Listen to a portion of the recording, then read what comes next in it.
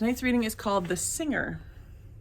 Wherever Jesus went, lots of people went too. They loved being near him. Old people, young people, all kinds of people came to see Jesus.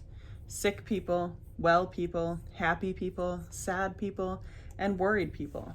Lots of them, worrying about lots of things. What if we don't have enough food or clothes? Or suppose we run out of money? What if there isn't enough and everything goes wrong? And we won't be all right? What then? When Jesus saw all the people, his heart was filled with love for them. They were like a little flock of sheep that didn't have a shepherd to take care of them. So Jesus sat them all down and he talked to them. The people sat quietly on the grassy mountainside and listened. From where they sat, they could see the blue lake glittering below them and little fishing boats coming in from the night's catch. The spring air was fresh and clear. "See those birds over there?" Jesus said. Everyone looked. Little sparrows were pecking at seeds along the stony path. "Where do they get their food? Perhaps they have pantries all stocked up. Cabinets full of food?" Everyone laughed. "Who's ever seen a bird with a bag of groceries?" "No," Jesus said. "They don't need to worry about that because God knows what they need, and he feeds them."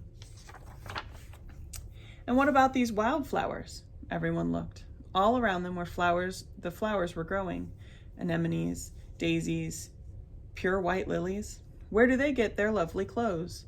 Do they make them? Or do they go to work every day so they can buy them? Do they have closets full of clothes? Everyone laughed again. Who's ever seen a flower putting on a dress? "No," Jesus said. "They don't need to worry about that because God clothes them with royal robes of splendor. Not even a king is that well dressed." They had never met a king, but as they gazed out over the lake, glittering and sparkling below them, the hillsides dressed in reds, purples, and golds, they felt a great burden lifted from their hearts. They could not imagine anything more beautiful.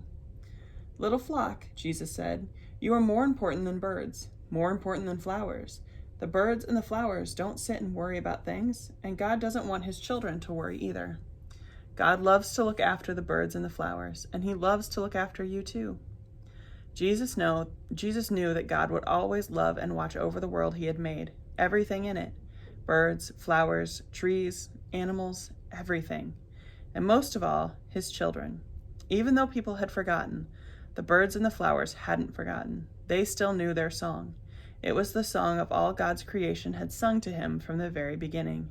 It was the song people's hearts were made to sing. God made us, he loves us, he's very pleased with us. It is why Jesus had come into the world, to sing them that wonderful song, to sing it not only with his voice, but with his whole life, so that God's children could remember it and join in and sing too. That's it for tonight's reading. I will see you tomorrow. Bye.